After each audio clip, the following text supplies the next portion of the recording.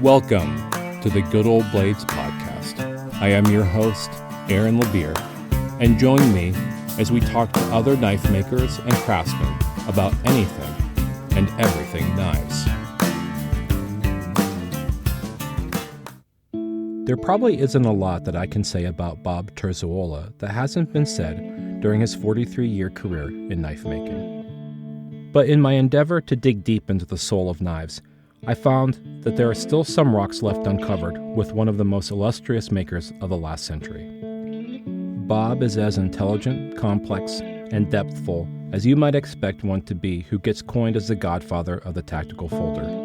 But what's more, Bob is tender, thoughtful, and incredibly nurturing. His love of the craft runs deep, and his experience and stories that blossom through his journey in knives prove to be some of my favorite parts of talking with him. Bob will go down in history as a treasure to the craft of knife making, and his induction into the Cutlery Hall of Fame this year marks a hard-earned cornerstone to all of his effort. I was incredibly honored Bob decided to sit down with me and talk about his life, especially in knives. Bob, it's good to have you on the Good Old Blades podcast. Great to be here. Thank you. Hey, so interesting how serendipitous certain events are. I think I reached out to you and Susie through social media about having you on the podcast a while ago.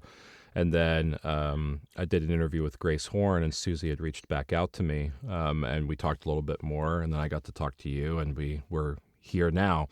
And I kind of want to tell you, like, a personal hero of mine. I really love, like, the work that you've done and the way that you've expressed, knives and folding knives and how to make them. I think that it bridges a lot of the gaps in communicated knowledge in the industry. And so, I just want to really tell you I appreciate you taking the time to actually talk with me. That's very kind words. Thank you for having me. Yeah.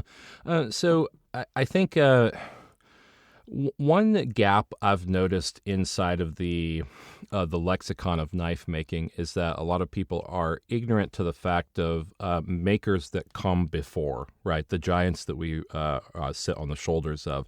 And I've asked some knife makers, or we talked about Bob Loveless and Steve Johnson and Buster Wierensky and people like that, right? And they don't really know a lot about them. And I'm not going to say that you sit in that same camp, because I think through what you and Susie have done with social media and your publication and your constant advocacy inside of the knife industry, that you've maintained visibility and relevance throughout your career. But I would really like for you to talk a little bit about what your beginnings were in knives and maybe your early life and kind of what influenced that initially. Well, I'd always been interested in knives. I'd always made knives even when I was a kid from old files. I guess most knife makers start off doing stuff like that. But when I was in Guatemala, I have told the story many times, but a lot of people know it, so I'll try to condense it a bit. When I was in Guatemala, one of the several jobs that I had was managing a jade jewelry factory in Antigua, and our next door neighbor was a knife aficionado and a very interesting character. His name was Jim Atwood. He was a colonel in the Army, and he had been in the Air Force also, and he had spent a lot of time in Germany. And while in Germany, he had bought up all of the surplus pieces and parts of the German daggers from World War II. And in fact, he wrote, at that time, the definitive book on the edged weapons of the Third Reich. There were many different kinds of swords and knives that were produced. Basically, the story goes that during the Great Depression in the 30s, when Hitler became chancellor, a delegation from Solingen, Germany, went to Hitler and asked if he could do something to help the people of Solingen, which is the historic center of knife making and sword making in Germany, if we could help them out of the Depression and do something to foster their work and their skills. And Hitler decreed that every uniform would have its own special dagger as a as a as an ornament, not necessarily, they weren't always weapons of war, but they were Teutonic kind of historic um, decorations that would adorn each individual uniform. And it was not only the uniforms of the military, but also the uniforms of like the Border Patrol, the Boy Scouts, the fire brigades, the Forest Service, uh, any organization in Germany that had a uniform had to have its own unique dagger as part of the dress uniform. So that's how Solingen in Germany came out of the Great Depression. Well, after the war, um, all of the pieces and parts and blades and so forth of all of these daggers that were in progress had to be stopped. They had to be put away because Germany was forbidden to make any kind of weapon after World War II, and that included daggers and bayonets and swords. But the Germans never throw anything away. So what they did is they stored all this stuff in boxes and barrels in the attics and the cellars and outbuildings around Solingen. And my friend Atwood found out about this, bought up most of them, bought the pieces and parts. He brought them back to his hometown in Savannah, Georgia, and had people put them back together again. And they were genuine, authentic German daggers. They were just not assembled. So we actually got assembled in Savannah, Georgia. And then he would sell these through little advertisements at the backs of magazines, which you've seen probably, certainly people my age saw during the 60s and 70s, and men's magazines, Argosy, True Detective, magazines like that, these little 1 inch square ads for German daggers of different kinds, the youth dagger, the Air Force dagger, and so forth. Anyway, Atwood had a subscription to what at that time was the American Blade magazine. And the American Blade was the original publication by Meinfeld of knife making, concentrating mainly on knife making in the United States. It became, through a series of changes, what is now the modern Blade magazine. But in those days, in the late 70s, early 80s, it was called the American Blade. And he gave me a couple of these magazines, and he convinced me to start making. He said, you've got machinery here, which is very similar to, the jade working machinery. He said it's very similar to what people are using to grind blades and, make knives, drill presses, and so forth. He says, why don't you try doing this? He said, you'd be pretty good at it.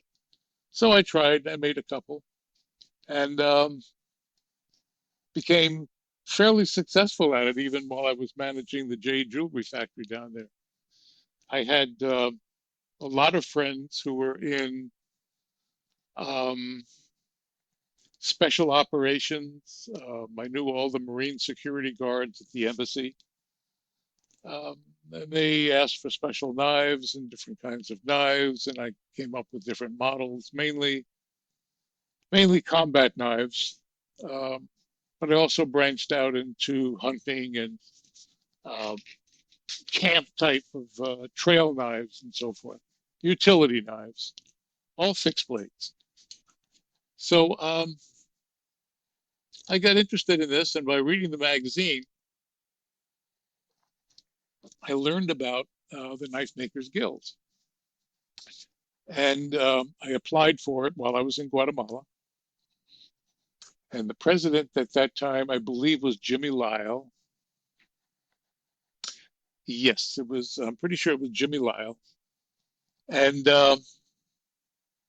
you had to get four guild members to examine your work and sign off on it to be accepted into as a probation as a probationary member. So I wrote away to some guild members, and two of them, Frank Centofanti, who was in Florida, and Bob Lovelace, who was in Riverside, California, wrote back to me and said they'd be happy to examine my work. So I flew up from Guatemala to Florida. There were two in Florida. I can't remember the others, but Frank Centofanti was the first one to sign my application, and then I flew over to California, showed my work to Bob Lovelace, and he enjoyed it. He liked it. Said they're very good. Signed off on it. And at the very next guild meeting, which then was in July, yes, they were in July. See, the early guild meetings, the guild shows, were held in July in Kansas City. And the reason that not the very first ones, but the first ones were like in 1970, and they were, I think, Chattanooga, Tennessee, or something like that. Um, but eventually, in the mid to late 70s, the guild decided to move the shows to Kansas City because it was pretty much close to the geographical center of the United States, so everybody could more or less have about the same distance to travel. Even the farthest ones wouldn't have to travel across the entire country because in those days, um, most of the, just about all of the knife makers were only part time. They were working in their garages and their basements, um, not really professionally, and they had other jobs. So they would take their vacations in July. June or July was the normal time for vacations in those days. So these guys would arrange to have their vacations in, I think it was mid-July. I can't remember exactly. Could have been early to mid-July. And to kind of make it equitable in terms of travel so that nobody had to travel the entire length of the country, because most people drove in those days. Remember, knife makers were making very much money. They're working at different kinds of jobs. So not all of them were flying, and a lot of them drove. So they kind of made it pretty much the center of the United States at a time when most people could take their summer vacation. So that's how it wound up in Kansas City in July. Um, so I flew up from Guatemala, and my first show, I believe, was 1980. And I had a table right next to Mel Pardew, fell in love with his two daughters. They were, oh, I don't know, 9 and 11 at the time. And I had brought up some, I had never been to a show before, pretty much, any kind. And came up from Guatemala, and I had a typical um, cloth covering of native Mayan Guatemalan cloth, and I had little belts. The women would braid into their hair when they made braids. They would have these about 1 inch wide and maybe 3 foot long strips of very brightly colored hand woven decorative uh, typical material. And I had several of those on the table. I gave those to um, the daughters, and they just loved them. And every time we went to a show, uh, I'd see them, and we'd sit and chat and talk, and they were just lovely people. And Mel Pardew and his wife were very kind to me. And I remember I was selling uh, hunting relatively simple uh, drop point hunters, no bolsters, just kind of Coca-Cola or rosewood handles for 65 and $85. And I thought that was a lot of money at the time, 1980. So that was my first show. That was the first guild show. And Kansas City was wonderful. We really enjoyed Kansas City a whole lot. Yeah, Okay. that's fascinating. Did I ramble too much on that? I No, tend to ramble a whole lot. it's only rambling if you don't have a direction that you're going in, and I fully follow you on kind of where you're going with everything, so it's not rambling. Okay. Okay, good. If What I I'm do start to ramble, tell me. oh, you're fine. What I'm interested in some of the jade carving that you did in those early years because it's interesting to me. You know, you're in Mesoamerica. You have the influence of the culture and religion and things like that down there in Guatemala. What was the jade carving scene like at that time, and what were you primarily producing? Well, I'm not really sure where to begin on this. My fascination with jade and carving didn't start in Guatemala. It started when I was at NYU in New York. I had some friends who got me interested in jade uh, from a Chinese perspective. And when I finally went down to Guatemala, I was thrilled to find out, which I had not known before, that Guatemala has a jade carving tradition among the Maya. Now, there was none going on when I first arrived in Guatemala. There was no jade work at all when I first arrived in Guatemala, which would have been, oh, early 70s, 71, 72, thereabouts. Um, the Maya had this great tradition of carving beautiful jade. Green was a very special color for them. It was the color of new corn, which was basically life for the Maya culture. And around 900, before 900 and after, oh, maybe 1200 AD, um, the Maya culture flourished and had a tremendous, uh, I wouldn't call it an industry, but a craft of carving very, very intractable and very difficult to cut material called jade. It's very hard. It doesn't cut easily. It requires great skill and incredible patience, especially when you have nothing more than hand operated tools made of wood and bird bone. Anyway, when I got down to Guatemala, I realized that there was a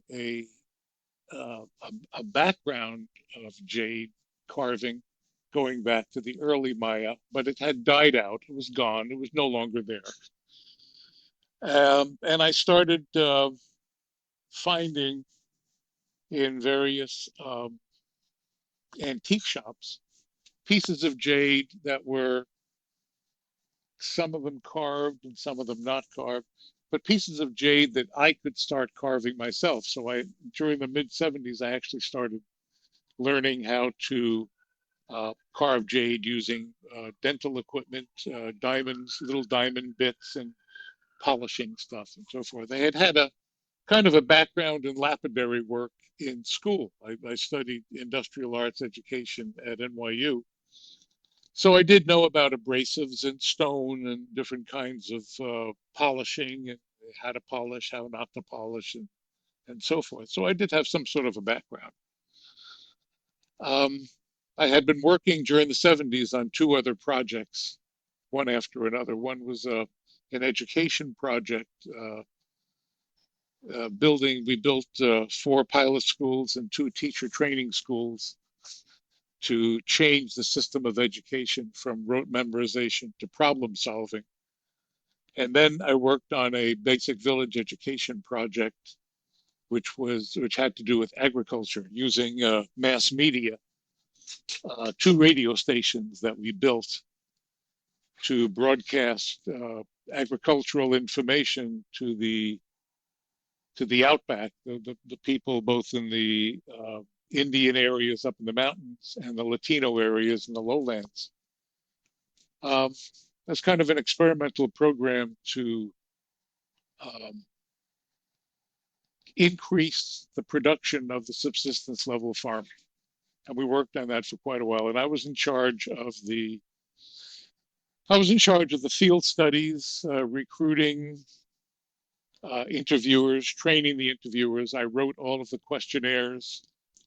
We wound up interviewing 7,000 farmers every year for 6 years with a 240 question questionnaire. We amassed an enormous amount of information about agriculture in Guatemala and how it changed over the years. And I became kind of an expert in uh, field operations, training, um, making questionnaires, trying to get information from surveys, doing surveys of different different populations of people.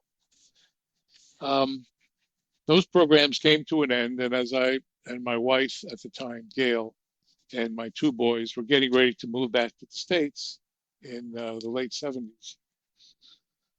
Um, these two people came to interview me and asked me if I would be willing to take on a job as a general manager of a jade operation that they were trying to start. And I was very fascinated by this because nobody had talked about jade. I knew there was jade in Guatemala. I knew that Maya had worked it, but nobody was doing it. It was a lost craft. It was a lost art. It was no longer being done. And here are these two people, Jay and Mary Lou Reidinger, who started. They bought a whole bunch of stone from a Frenchman who was a pseudo archaeologist. And in Antigua, they rented a fairly large villa in the middle of town, and they wanted to start a jade jewelry factory, making cabochons and different kinds of bracelets and things like that. But they didn't know anything about jade or working stone, polishing, cutting, or even knowing the stone itself. They asked me to go out there, and I looked at this.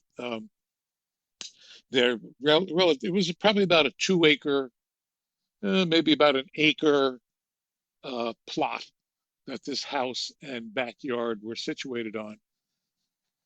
And the backyard was strewn with these boulders of green stone. It turned out that most of that stone was actually aventurine quartz as opposed to jade, but there was some jade there. And I told them, yeah, I'd be interested in doing this. So they hired me and became a general manager. I started the factory. I trained, we had 36 people working for us. I trained them in making the jade jewelry and ornaments and decorations, uh, crosses, bracelets. We had a silver and gold uh, uh, section with some jewelers, and we bought silver on the market. We bought gold from a couple of people in town who were like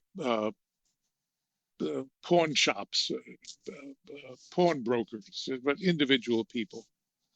And so we made our own jewelry, made rings. We made these guys. Um, they were fabulous jewelers, but in the old school, they had we had very little equipment, we had very little tools, very few tools, and these guys would make handmade chains, beautifully made chains of gold and silver. Um, they learned how to cast. We had very basic, simple casting stuff.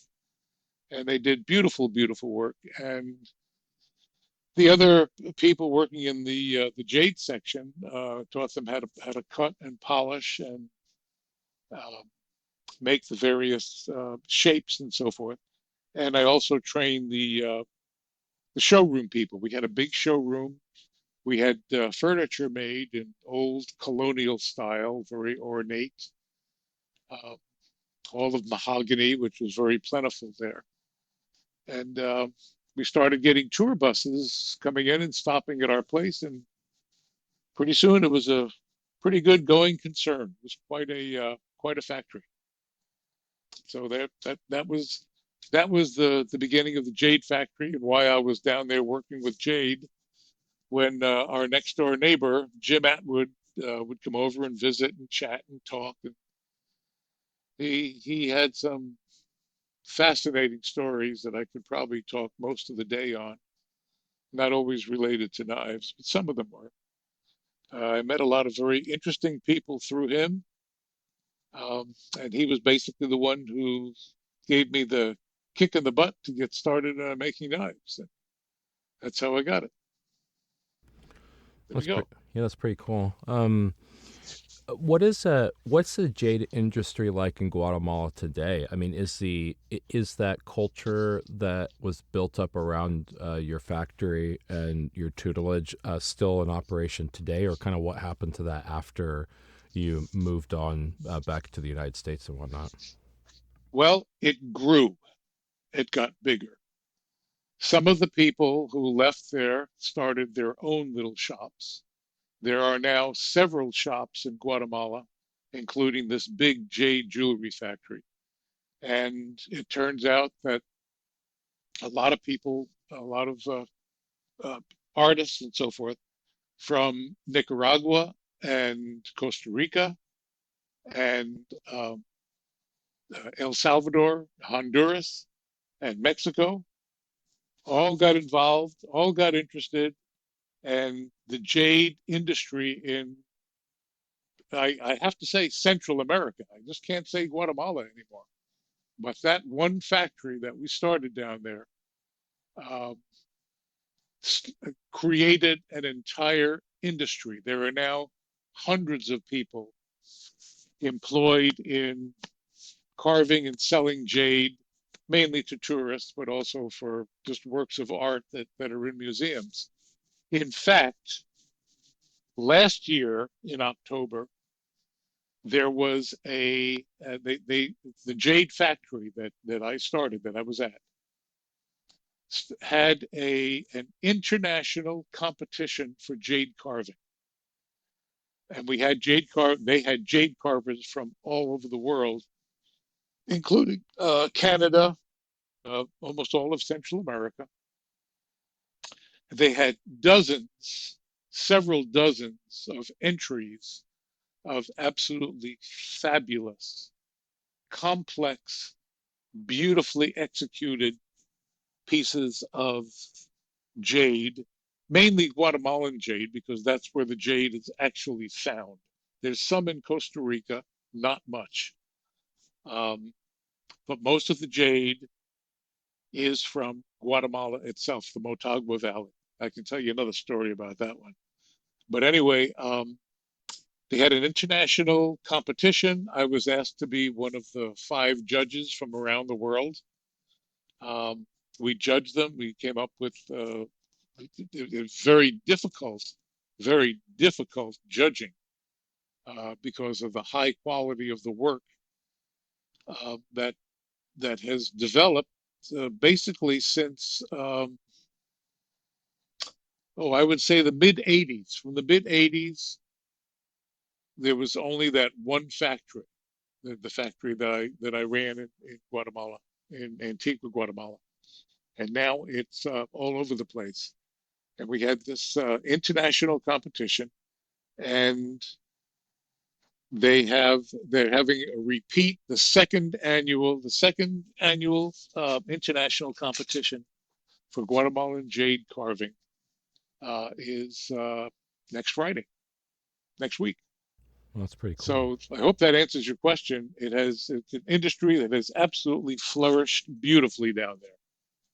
Yeah. Well, I think one of the reasons why I asked that is because I've definitely been interested in the uniqueness of the Mesoamerican culture and how intrinsic goldsmithing, silversmithing, and jade carving, well, stone carving in general, but specifically jade, was to the culture and royalty and worship and things like that. And so um, I've kind of tracked over the years. I mean, I don't know. I'm like a National Geographic's kid, so it's always been interesting to me to see some of these works unearthed and to look at uh, the way that they express their culture through the carvings. And jade just seems to be one of those primaries, right?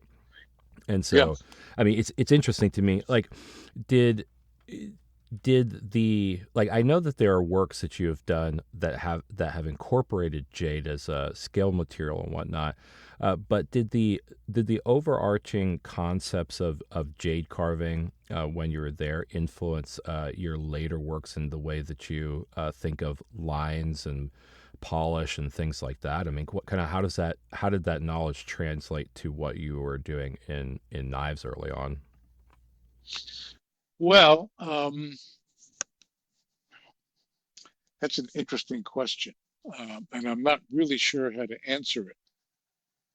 Um, when I was at the Jade Factory, still working there as general manager, and I had started making knives, I was still making only fixed blades.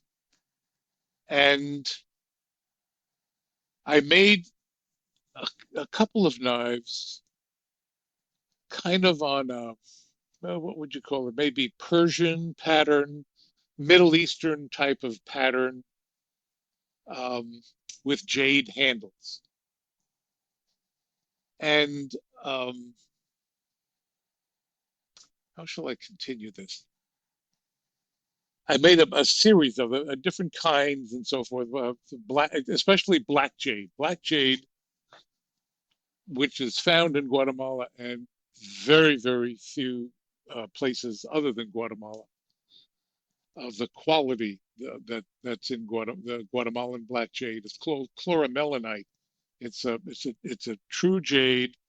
It's actually, if you look at a very, very, very, the edge of a very thin section with strong light behind it, you can see that it's actually a deep, deep spinach green. But if you look at a piece of it polished, it's jet black. And it takes a beautiful high polish. So I really fell in love with that. I made a couple of knife handles with that material, and I carved the handles, or I inlaid some gold into them, and it made kind of relatively fancy knives at the time. And it it turned out. How shall I continue this? Well, I'm gonna tell you how the whole thing. One of the things that turned out. You were asking me about jade handle knives. I had a guy in Miami who was a electrical contractor. So I'll just call him John. Um, and he started buying these knives, and I would send them up to him on Pan Am. I would Pan Am in those days from Guatemala to Miami, and he bought them. And I was selling them for a couple of $1,000s a piece, which was a lot of money in those days. This we're talking about 1981, 1982, something like that. He called me up one day and he said, "Bob, I've got a guy who wants you to make a set of three knives, a big one, a medium, and a small one. He wants them all to be in a fitted mahogany box. He wants the black jade on the handles to have silver rivets and to have kind of a similar shape, so that it looks like a theme, looks like a set." I said, "Okay, I can do that." So I started making this set, and about a week later, he called me back and he said, "Make two of them. His brother wants one also." I said, "Okay." Um, I said, "These are going to be kind of expensive." He said, "Doesn't matter. Just make them." So I made the two sets. Um, I called them up in Miami. I said, "They're all set to go. Do you want me to ship them up to you?" He said, "No, they want you, the boys want you to deliver them in Miami, and they'll send you an airplane ticket, and they want you to go to this hotel. They'll have a car waiting for you at the airport, um, and they'll take you to the hotel and they'll meet you there." I said, "Okay." So away I went up to Miami, carried them both. Those are the days when you could carry two sets of large, obviously dangerous looking knives in your carry-on suitcase, which Before the some days of the TSA, right? before the days of the TSA, and some of the young whippersnappers out there will be thinking, "This guy's lying. That can't be." Well, it was, believe me. Anyway, I arrive in Miami. Sure enough, there's a car, uniform driver with a little sign waiting for me. We get in the car. We go to this motel on the outskirts of Miami. Very nice, clean, simple, painted pink, flamingos on the lawn, the type of place. So I go into the room. They said the chauffeur said they'll be along shortly. So I set out the towel on a sideboard and I put the sets up there, opened them up, and so forth. Pretty soon, these two guys drive up in a limousine. They get out and they come into the room. And these were the two of the best looking men I have ever seen in my entire life.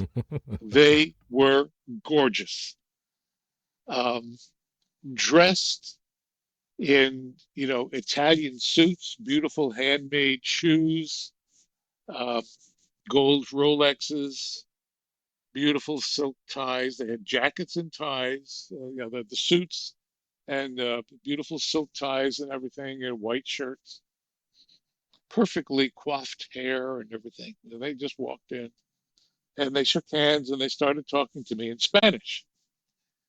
And I had been in Central America long enough. I started in the Peace Corps and everything where I could differentiate different dialects of Spanish.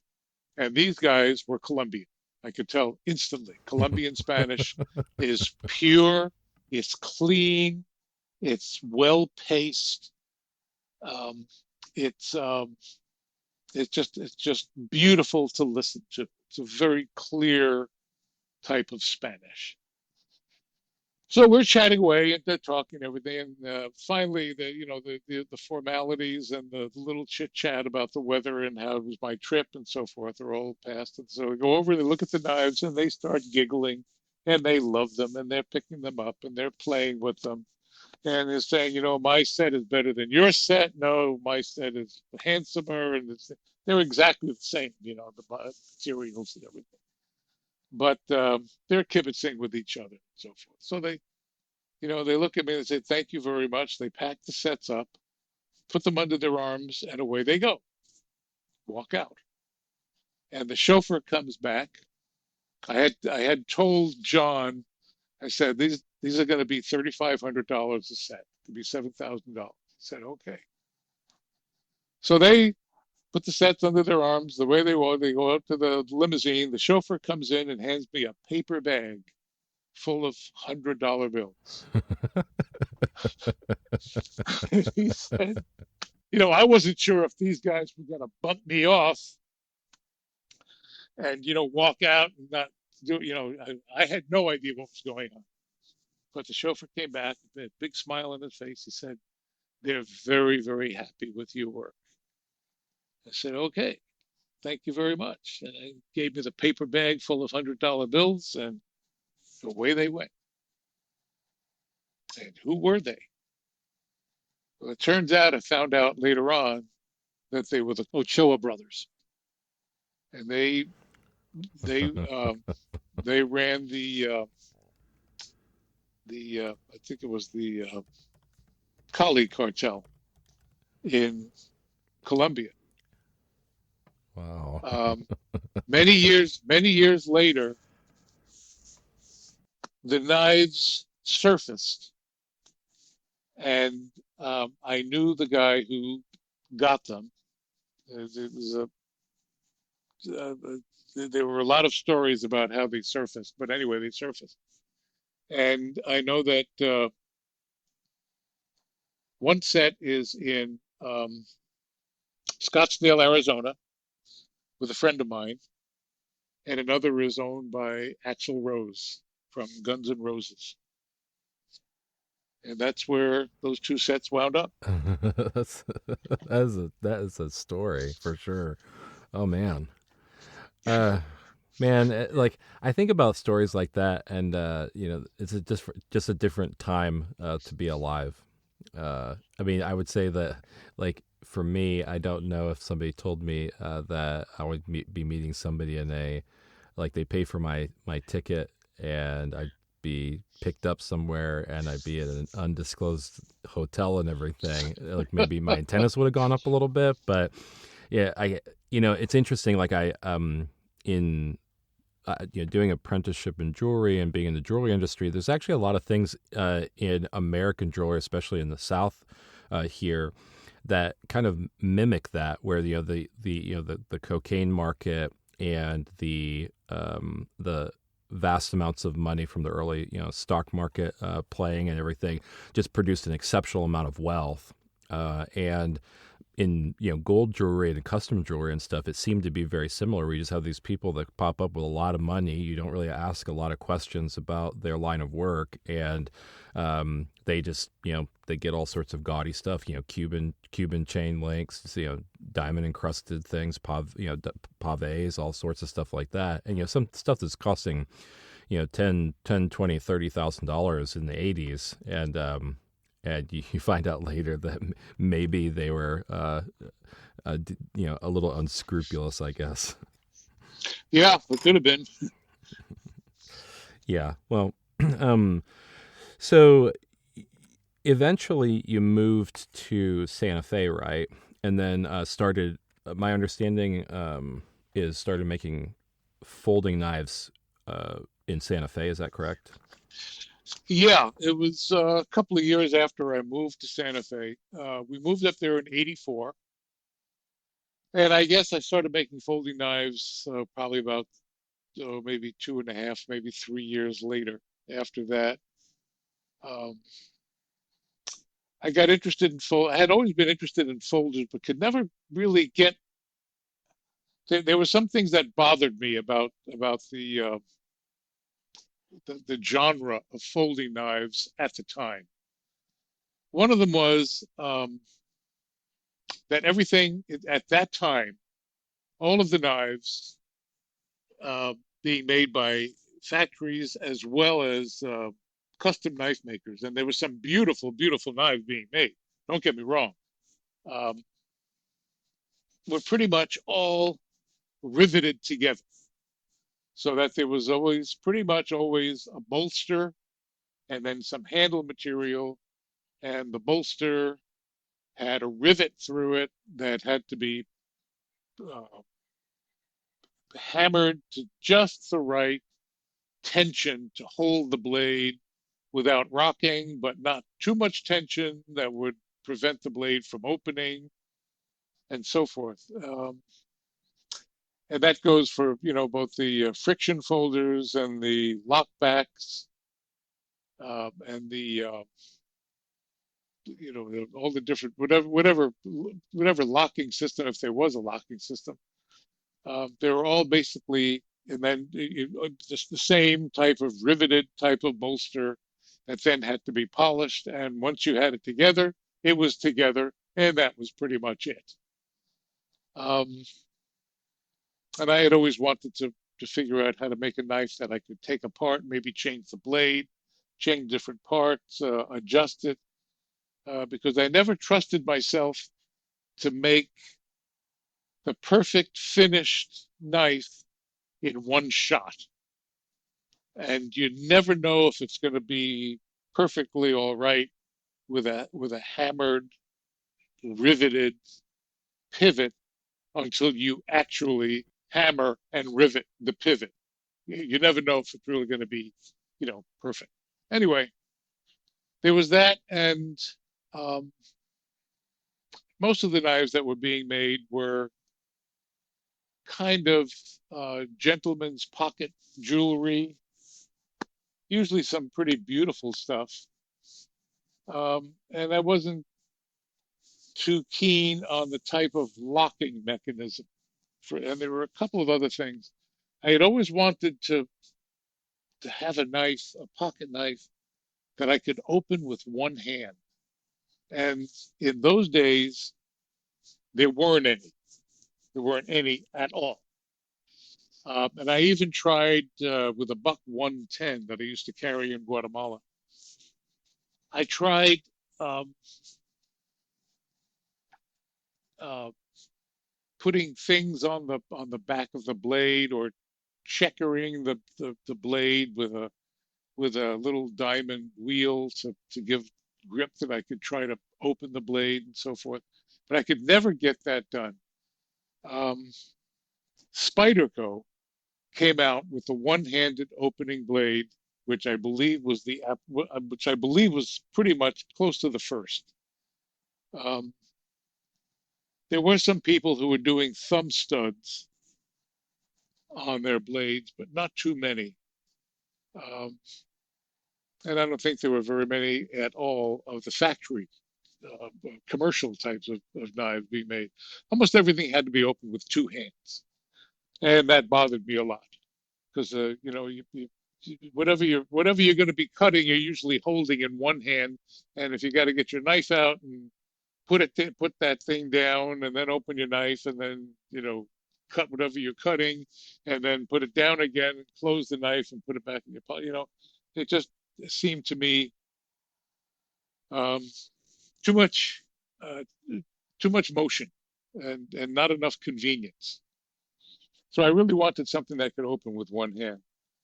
And um, I never really got into doing the lock back, the kind of lock where there's a lug on a spring at the back of the knife, and that lug snaps into a slot at the top of the blade so that when the blade is open, that lug snaps down and holds the blade in position until you press the back end of the spring and lift the lug up out of the slot.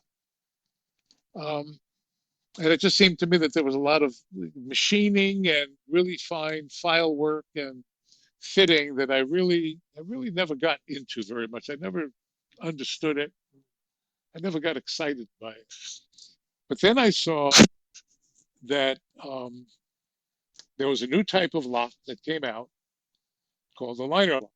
And there was only one guy making them, and that was Michael Walker. And lo and behold, Michael Walker lived in Taos, which was about maybe 2.5 hours, about 2 hours from my house. And I thought to myself, I saw one of his, I knew Michael. I saw one of these knives, a couple of these knives. He was doing beautiful, beautiful work. Um, his early ones weren't particularly adorned. I believe they were stainless steel, but then he started using titanium. And I thought, wow, space age material, titanium. Yes, that's the way to go. Totally corrosion resistant, lightweight, extremely strong. Um, and then I saw that Michael was making engraved titanium knives that were anodized. They had um, engravings that were painted. It looked like they were paint. They looked like paintings. And I said, how the hell is he doing that? Oh, well, it turned out he wasn't doing it. His wife, Patricia, was doing it. And I was fascinated with the system, with the techniques. The knives were beautiful. So I called him up and I said, "Can I come up and see how you do these? Are you willing to show me how these things are made? You know, is there a secret? Is there some special way of doing it?" He said, "No, no secret. Come on up." He said, "Come on up, spend a day here." So I went. He had a very neat shop, beautiful equipment, not a whole lot of very sophisticated equipment, but some.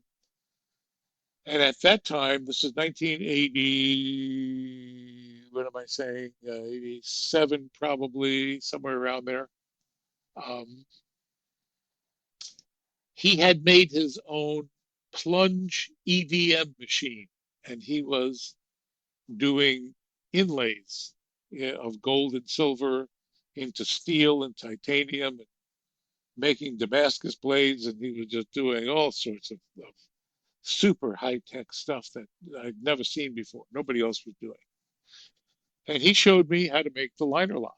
He showed me how to use titanium, warned me um, that if I have an exhaust system under my grinder, make sure it's steel and not uh, plastic or cardboard or anything because of the sparks, and titanium flares and burns tremendously.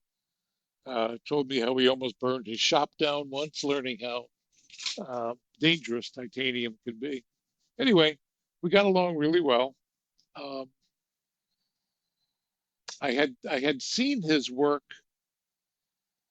and got to know him and Patricia, um, going to a couple of shows in Munich, Germany, where I had been invited to show my knives there. They were all combat knives, all fixed blade combats. Um, no folders at that time. So that's how I actually got to know Michael. We'd fly over sometime. We'd meet on the airplane because we were both flying out of Albuquerque. And then, when he invited me up there, it was, two old friends that we had, really chatted with and gotten to know each other fairly well. So that's when I started making folding knives, and they were just plain titanium, had no adornments, no bolsters, no handle materials. So I was the second custom knife maker to be making knives out of titanium, and the second one to use the liner lock. And it worked out very well because with the liner lock, you don't have a back spring applying force continually on the back of the blade. The back spring of a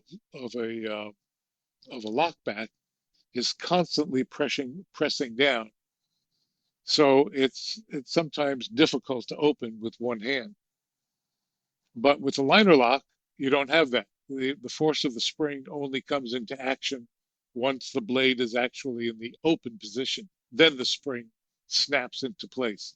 Otherwise, it's applying only a marginal force against the side of the blade rather than the top edge of the blade. So I was able to solve that problem in my mind by having a liner lock and also a really tough, uh, usable, convenient, slim knife. Uh, and I borrowed Sal Glesser's pocket clips. Sal Glesser also invented the pocket clip from Spyderco, Spyderco pocket clip. In fact, the very first knives that I made, I used Spyderco's pocket clips with his permission. Uh, and put them on. They had three screws at the time. So the very, very early knives that I made with clips that have three screws were among the very first of my folding knives. And I had the model number one, which was a kind of a utility knife. Model number two, which was a mariner's knife, had a sheep's foot blade. And model number three, which was a combat knife, 4-inch blade, bigger than the other two. And that's where I pretty much developed the finger guard down at the bottom of the knife and a matching thumb ramp up at the top, so that when the blade was opened, you had a little bit of a guard up at the top and a bit of a finger protection down at the bottom. And when the blade was closed, that ramp up at the top, the serrated ramp that acted as a thumb guard, uh, mated with the finger guard down at the bottom. And that was the model number three, which eventually came to be known as the ATCF, the Advanced Technology Combat Folder. And I'm still doing those today. I just can't, I can't get rid of it. Well, that's interesting. Going back to a statement you made about uh, the finality of piecing things together or riveting them together, and you not being able to modify things. I think of like what a progressive jump forward in the lighter lock mechanism of being able to use screws and control the tension and some of the behavior of the knife simply by tuning the timing on the screws versus having to do all of these like things like slacking blades and whatnot that you have to if it's all pinned together. It's like one of those conundrums that a good slip joint maker has to constantly be aware of when they're making them. Otherwise, you can botch the action on a really well made blade pretty quickly. Yeah. Mhm. Basically, I'm a lazy, impatient person. I I get bored quickly. I don't have any patience. I've got to be able to um, adjust things as I go along. I don't have the patience for taking something apart once I put it together and got it working, or even trying to figure out how to make it work better. I just don't have the patience to do that. I get bored really easily. Just talk to my dental hygienist. I'm constantly saying, "Are we done yet? Are we finished?" Yeah, well, it's kind of interesting to me because I think that kind of self assessment is in some ways diametrically opposed to carving jade. I mean, it's a not an easy material to carve. I mean, you have to really put some thought and energy into it. Do you think that jade is like a self-regulating material where it's intrinsically hard, so you kind of have to figure out ways to get it to respond, and that's one of the reasons why it's engaging to you constantly? Yeah, there are different kinds of jade, different grades of jade, um, and different ways of attacking the grinding and the polishing. Um, and polishing is almost always done in numerous steps. It's not you don't grind and then boom polish in one step. It's a series of steps that go along with finer and finer abrasives. But the way you use those abrasives and the backing for those abrasives will vary depending on the type of jade. Like there are basically there are basically three types of jade, two which are very well known. There's the nephrite and jadeite. Both of them are true jades. They're both jades, although they're completely, mineralogically speaking, they're different materials. Um, but they're both considered jade in the world of jewelry and uh, craftsmanship. And the third one is the one I mentioned before, black jade, chloromelanite. It falls closely into the jadeite category of mineralogically speaking. But anyway, to your question or your statement, yes, you pretty much have to adjust what you're doing depending on how the jade is reacting to your that individual step that you're on. You may be on step 3 with a certain type of abrasive, um, a certain grit with a certain backing with one type of jade, but it may not work on another type of jade, even at the same stage. So you really, it's a constant challenge to understand what that piece of material wants from you in order to give you the kind of polish that you're looking for, kind of finish that you really want. And it varies um, in knowing the materials. For example, nephrite, you can never get a high polish off of nephrite. Nephrite will always be a waxy or a soapy type of visual image. It's not going to be a high, brilliant, reflective polish. Whereas jadeite, uh, which we had in Guatemala in abundance, jadeite is the main type of jade that you find in Guatemala. Um, it'll give you a brilliant high shine. In fact, I used to show my jade carvers. I teach them that the shine, the finished polish that we're looking for is when you would hold a piece of jade up to a light bulb and you could read the wattage of the light bulb in the reflection on the jade, using the jade as a mirror to look at the light bulb. And if you could read the wattage, then you had the kind of polish that we were looking for, which you'd never get with nephrite. Yeah, it's pretty fascinating.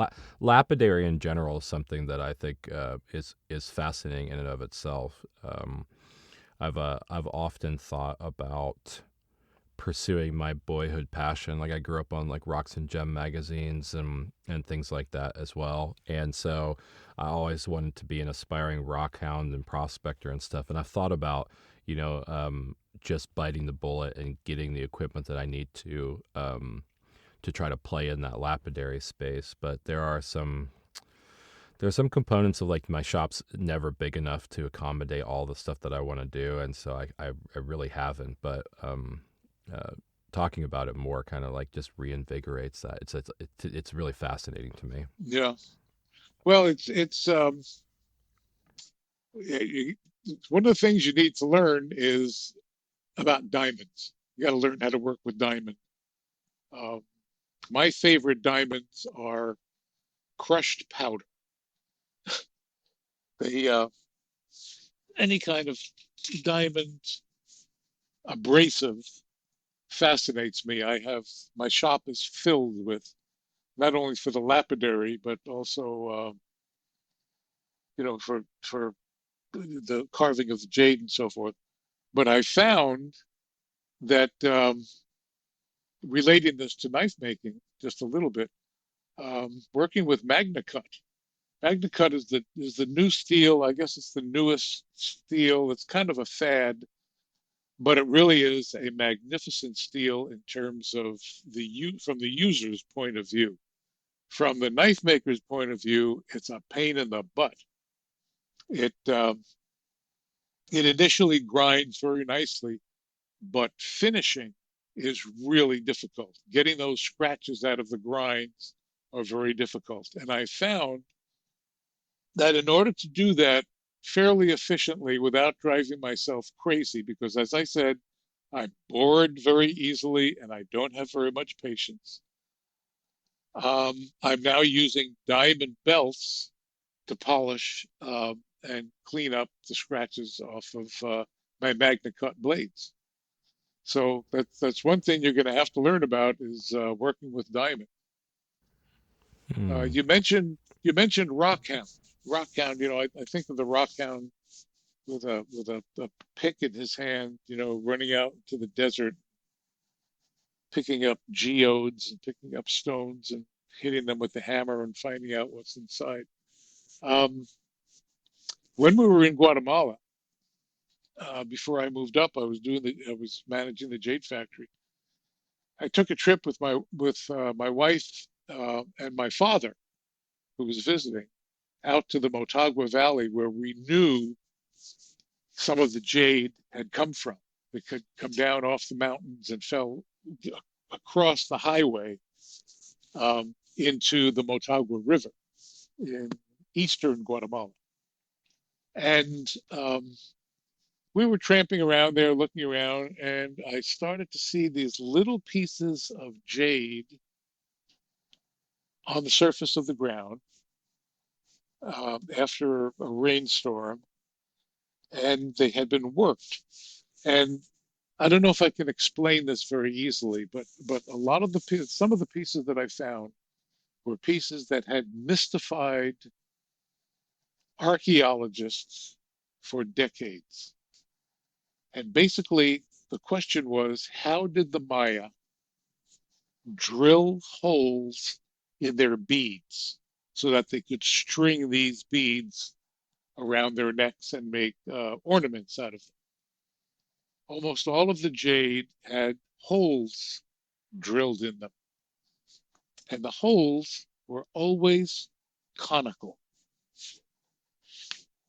They were broad at the beginning or at the surface, and then as it entered the material, they got smaller and smaller and smaller. And people really couldn't figure out how this was done.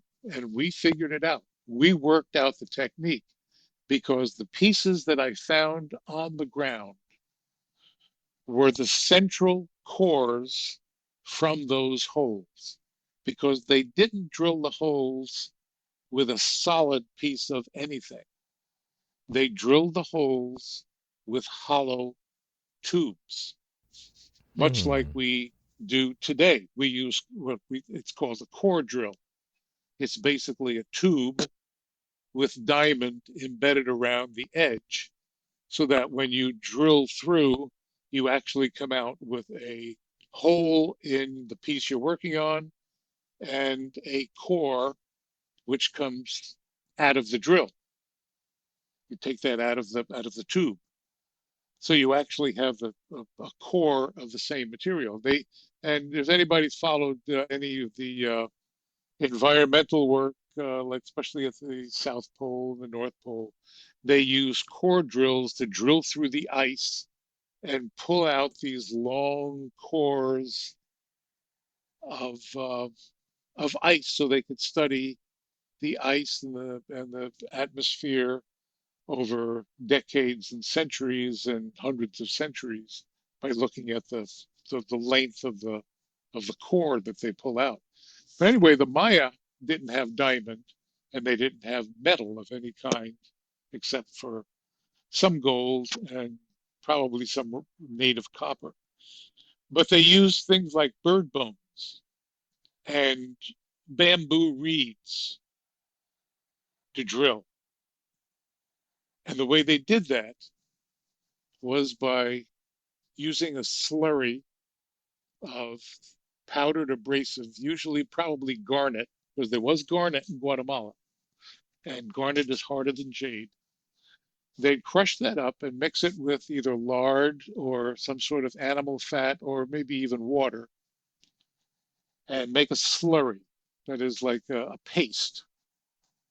And holding the bamboo or the bird bone with a holder up at the top, much like a fire starter, they would wrap a cord around it with a bow, like a bowstring.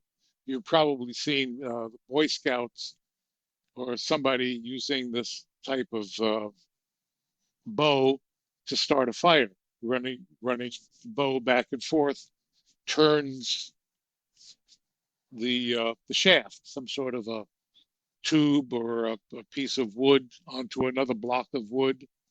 They have another piece that they hold it up at the top as a bearing, and they run this twisted bowstring back and forth, and it turns the rod to either start a fire or turns the tube to drill the hole. Did that sound fairly clear? Was that understandable? Oh yeah, yeah. No, I mean it's that's ingenious because you know, like Okay.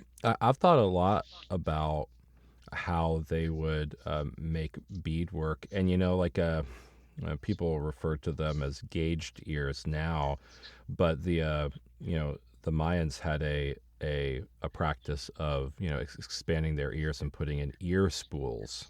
And I've seen examples of Right. ear spools made out of jade. And I mean, you have to Yeah. have an inner diameter and an outer diameter. I mean, it's all quite fascinating how they actually did that or um, added the circular structures to some of their masks or other things, and to think about Yeah. them like sitting and using a bow drill and an abrasive slurry to do all that stuff is like very, very innovative for the time. Yeah. Well, the pieces that we found that helped solve the problem, helped solve the question of how they actually drilled. Remember the I said the holes were conical. They're bigger on the surface and then diminished in size as they went into the material. Mm-hmm. Okay.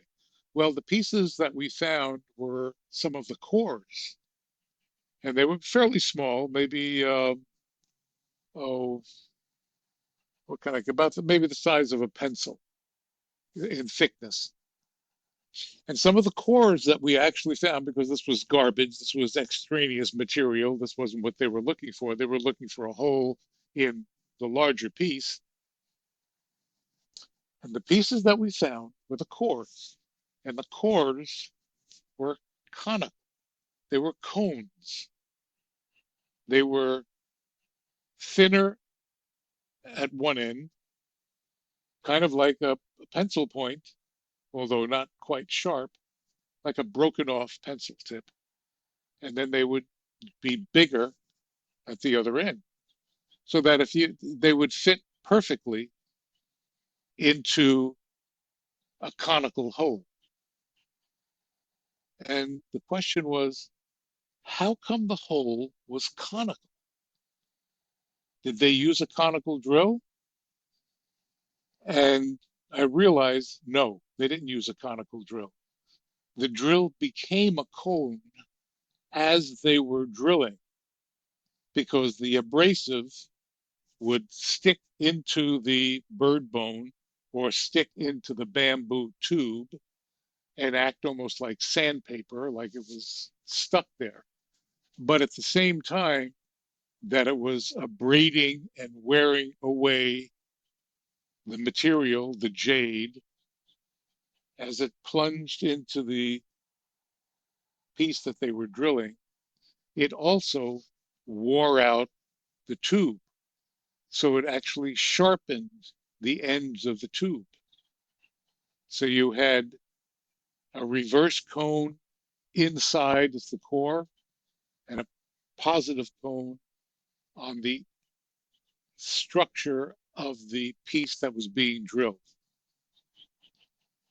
That tube no longer had parallel sides.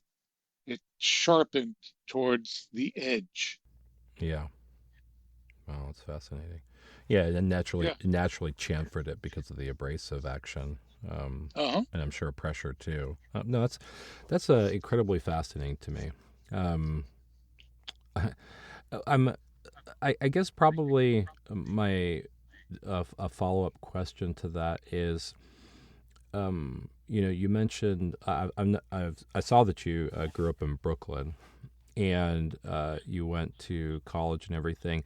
Like, where did the fascination with the mechanical world and problem solving originate for you? Hmm.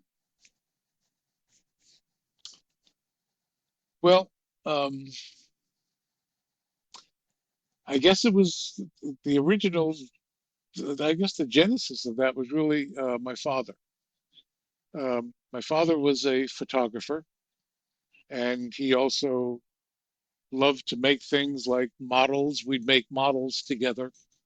Um, he got me interested in balsa wood models, and I used to buy, when I was 6, 7, 8, 9 years old, I would buy strips of balsa wood at the hobby stores and make little World War I airplanes and stuff like that, little tanks and things, gluing them together, um, sometimes painting them, not always.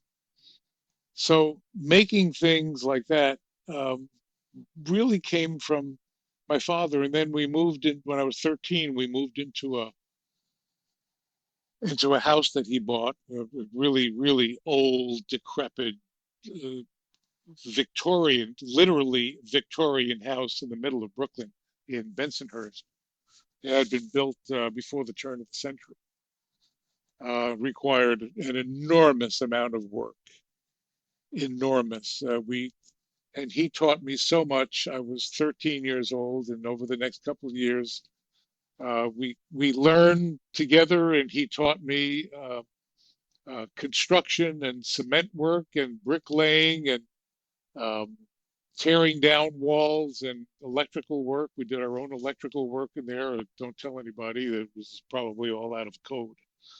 Um, and we did some plumbing. All these because we didn't have any money. We were, pretty threadbare at the time. And I learned about painting and wallpapering and doing wallboard. We took down some walls, built some walls, uh, did a lot of concrete work outside on the driveway and so forth. And I really got into working with my hands and making things, and I really, really loved it. I never knew what I was going to be when I grew up. Uh, I'm still kind of wrestling with that question. But in those days, it was just fun to work with my hands and make things.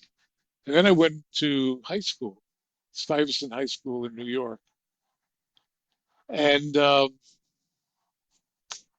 in my junior year, I decided to apply for a senior year-long class of telescope making. And in that class, we had a teacher who was tremendously instrumental in my life.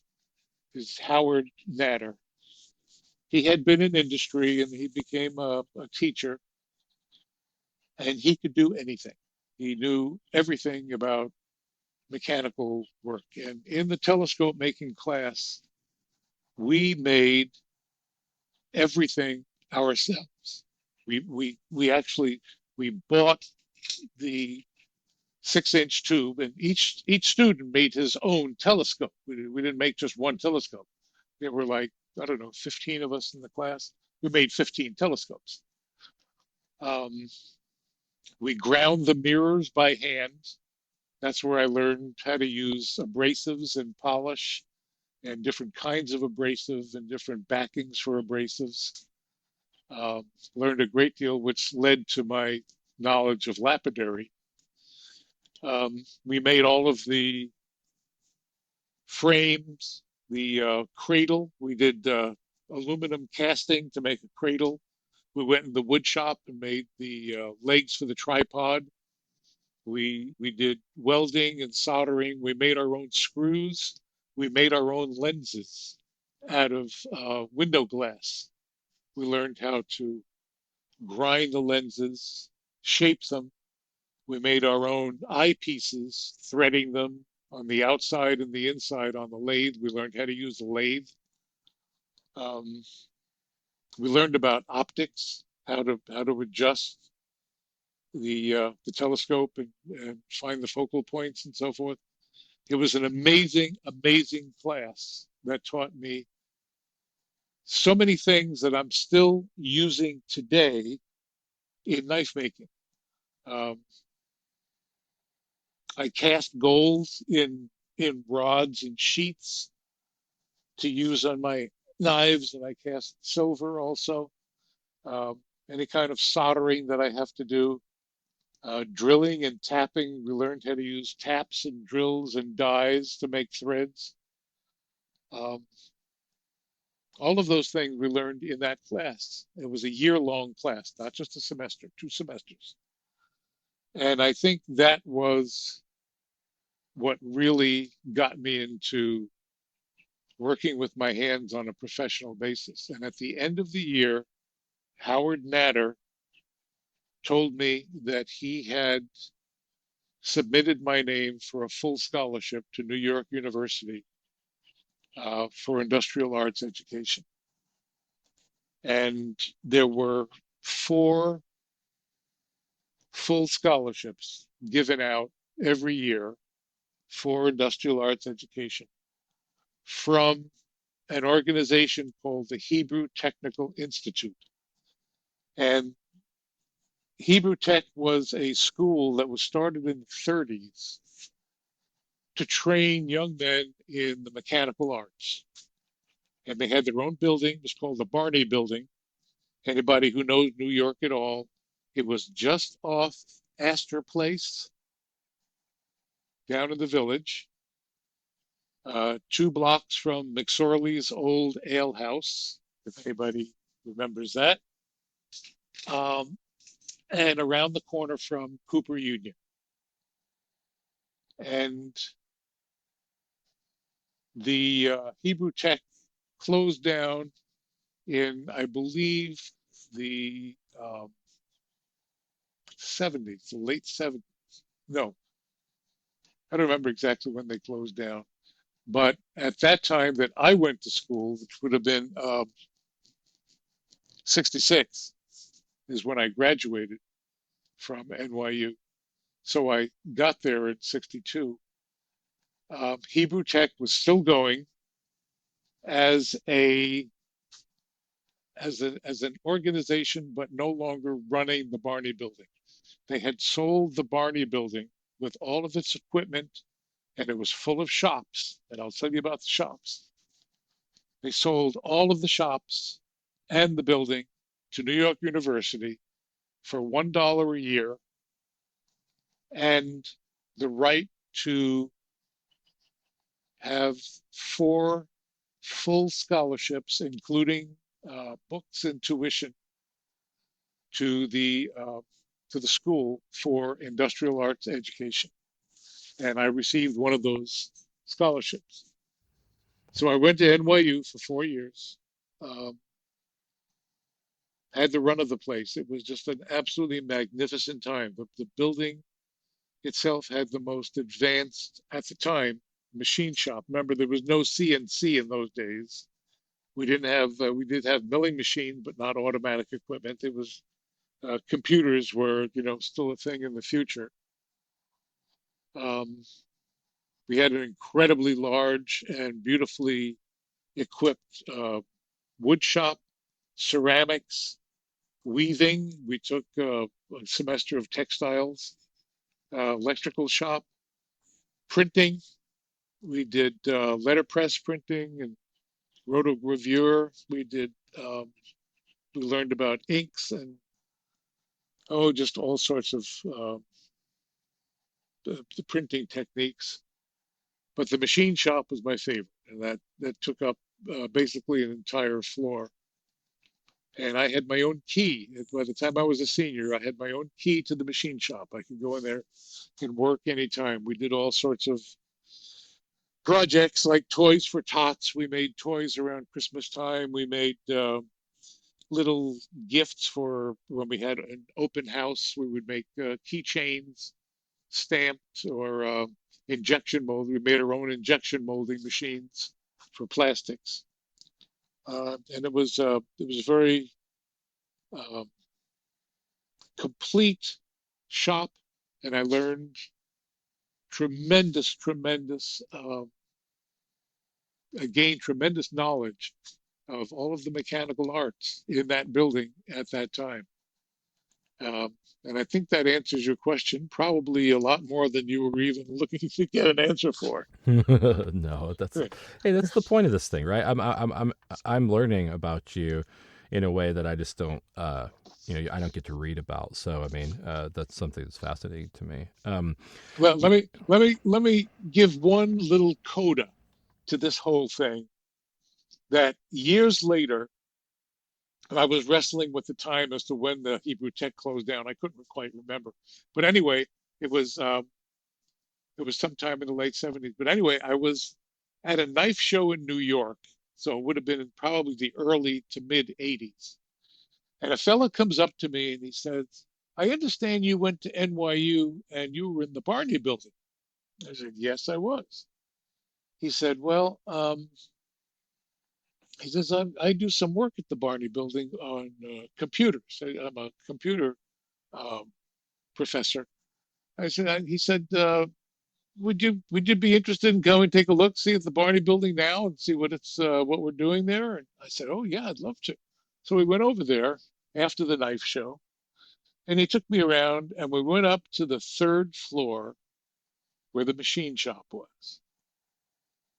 And I told him, I said, I used to have a key to this door. I could get in here anytime and do whatever I wanted. I had said I really enjoyed the machinery. And he had this funny look on his face. I went up there, I looked through the window of the door, and it had been turned into a ballet studio. And there was nothing there but a ballet rail and mirrors and a polished floor. hmm. And that was one of the few times I cried. And that was the future, a ballet studio from the most beautiful machine shop you'd ever want to see. that's that's rad. What rad and sad at the same time too. I mean, I guess it is this the circle or cyclical nature of life is where uh, one thing is disintegrated, another thing of beauty can emerge from it. The same way as like flowers coming from a dead sequoia. But one thing I've thought about in the lore or history of you is that your wife has done an incredibly good job of kind of peppering in uh, points in time in your life and history and whatnot into social media. I'm, I know that you talked a little bit about your father and being a photographer and whatnot, and I saw this uh, picture where you were 10 years old and had your bicycle that your uncle bought you. But I'm also interested. Like I saw a picture of your mother and some of your passport photos from early on, and it appears to me at least that you favored her in a lot of ways. What was your relationship like with your mom versus the this project oriented DIY influence that you had from your father? Oh, I love my mother. She was both my mother and my father were gentle, kind, and loving people. And I never got anything but love and hugs from both of them. Um, I warmly remember my mother, especially on a Saturday, we would listen to the Texaco opera from the Metropolitan Opera. It was brought to you by Texaco on Saturday afternoon, um, presented by Milton Cross. And he would give the basic outline of each act of the opera. And then we'd listen to the music. And my mother often would sing along. And I remember her singing Que Gelida Manina from La Boheme. And she was always singing. She was always humming. She was a she was a truly happy person. Um, Never learned how to drive, but that didn't bother her. We lived in Brooklyn, with buses and trains and stuff. Um, I remember shopping with her. Um, and she basically taught me how to read when I was probably 3 years old, maybe even before that. She would always read to me. My father would read to me occasionally, but not very often. It was my mother who generally did the reading. Um, and she would sing to me. Um, and just had a wonderful relationship. And she was a great cook. And actually, so was my father. My father was a pretty good cook, too. Um, one little side note of my father is that he only had one eye. He lost his right eye, the firecracker accident when he was 11. So oddly enough, he became a photographer and a really good one. And not only that, but when he was in the army, um, he joined the Coast Artillery, and he one of his jobs was an artillery spotter for the 16-inch railway guns in Seattle, Washington, at Puget Sound, with one eye. So you go. That was World War II. He was in the army Yeah. in 1942, I think it was. Yeah. So anyway, um, but my relationship with my mother and my father was really wonderful. I had a great childhood. Um, we lived. I was raised with seven cousins in the same house. I don't know if you're interested in this at all, but Oh it yeah. was I'm one of 8 children, so like okay. I'm interested in your take on what it's like growing up with almost siblings all together in Yeah, one space. we were in the same house. I had one brother, younger brother, but seven cousins. We were basically four families living in the same house in Bay Ridge, Brooklyn. It was an old Dutch house, and the only way any of the families could afford it was that everybody chipped in to pay the mortgage, pay the rent the month every month. My Aunt Rose and Uncle Tony actually owned the house.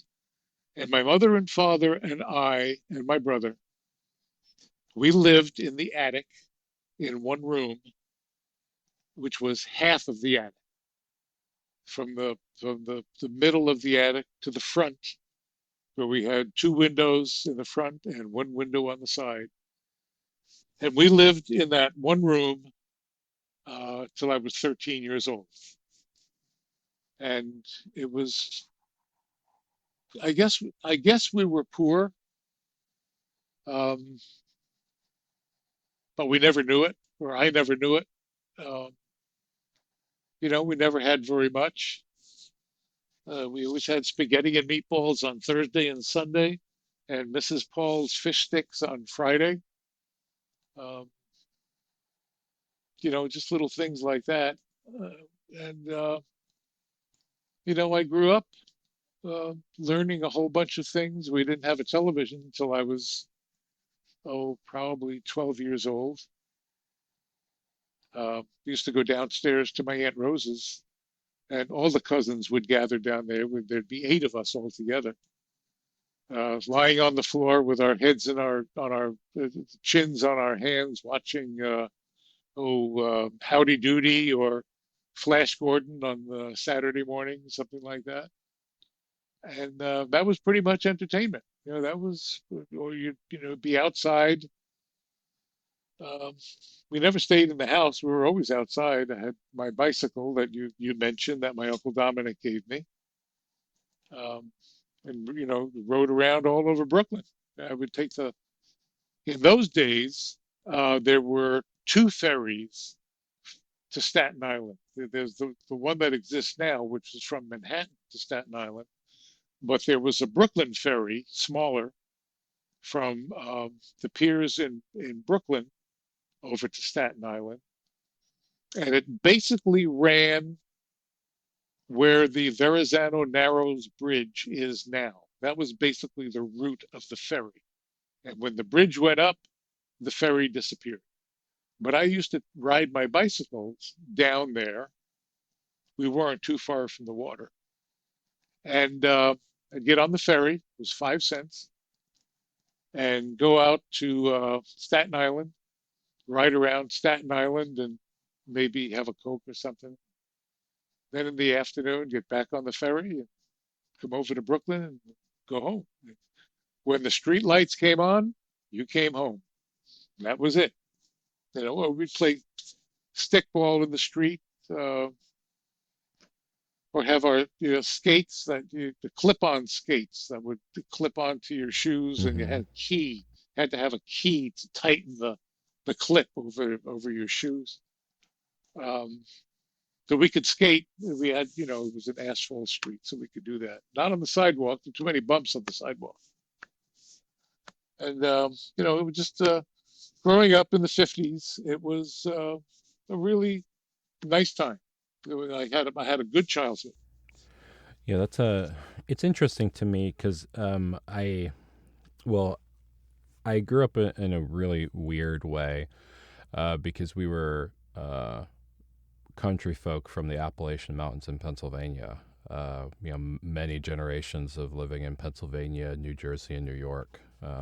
And um, there was the thing I've always, I guess, acknowledged about being in an area where technology is hard to get into because of the locale is that it felt like growing up in the 80s and 90s, but really growing up sometimes in some ways in the 50s and 60s. I still remember having a black and white TV. My grandparents were both my grandfathers were both in World War II. My grandmother didn't drive. One of them, there's a lot of parallels that I see. And one thing that I always really appreciated was like um, I don't know, like the popular mechanics, like the Boy Scouts, the erector sets, the things that it was like, what exists out there for young boys to do to keep them busy and using their minds and whatnot. And in a lot of ways, like you're very quintessentially of that era because you have this mind for exploring and thinking about mechanics and thinking about function and thinking about problem solving and whatnot, and all that's just a really interesting how that bubbles up from a very humble beginnings, and from your childhood, because I mean that is by all accounts, even at that time, is a very humble and poor upbringing, as it were, and it's really fascinating to me to see where you have come from in your time on this planet, and how I mean legendary, really in the knife making world, as far as anybody knows, right? Um, I'm interested, I guess, in some ways, what that was the driving force of other than I mean, we talked about liner locks and the new mechanisms and things like that, and how it solves some problems for you intrinsically, right? But there's other things like using G10, being promoting these early materials in your career that are now just like mainstays as far as younger knife makers like myself. Like, what was kind of the thought process behind adopting some of these materials and using them regularly for you? Um, well, I've always been interested in materials and different kinds of materials, and um, I grew up with kind of like the space age and I kind of grew up together. Um, Not that I had any part in it, but back in the early '50s, uh, I remember. I used to cut out articles from different magazines and things. I remember when Chuck Yeager broke the speeds, the sound barrier, um, and cutting that out and putting it into a scrapbook that I had, and really fascinated with aliens and spaceships and drawing, designing spaceships from the inside, and with the oxidizer tank and the fuel tank and the pumps and all of these things. I would look at different books and things when I was 7, 8, 9 years old, and I remember very, very clearly that day in October 1957 when Sputnik was launched. And I remember where I was, and I remember what we were doing. I was in the band class in junior high school, and we got word that the first satellite was launched by the Russians. And I guess that was kind of like the dawn of the space age. And I would have been, I don't know, 14 years old, 15 years old, 13, but I don't even know that. So kind of grew up with space and fascinated with the materials. So when I heard about titanium from Michael Walker, I jumped on it. When I heard about carbon fiber, I jumped on it. This was fabulous materials. And I was at a Eugene show, Eugene, Oregon, and there was a knife maker there named Kevin McClung, and he was making at that show. I think it was the first show that he brought some knives that were all G10, completely G10 blade. They had just one big piece of I don't know, quarter-inch G10 that he had ground and carved into, with the handle and the blade and the whole thing. Um, and he called it the frequent flyer. It was supposed to be a knife that was undetectable by a magnetometer. And I saw this material, it was black. And I said, boy, that'd be an interesting material to put on a folder handle, or to even make a handle out of. I said, is it really tough? Is it strong?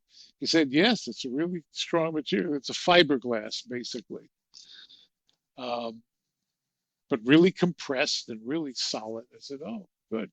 I said, where can I get it?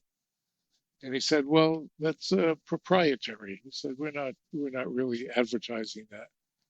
I said, well, can I buy some from you? He said, okay. So I paid him, I don't know what. And he sent me a piece that was what we call now natural. It's called natural. Um, I think Jance is selling it as jade green or something, but it was a pretty transparent, translucent, light green. I thought pretty ugly. I didn't like it at all. I didn't think it was very attractive. I really wanted that black stuff that he had. But the box that he had sent that to me in, that green piece of G10, was apparently the same box that the company where he bought his black G10 from had sent that material to him. So their return address was still on the box.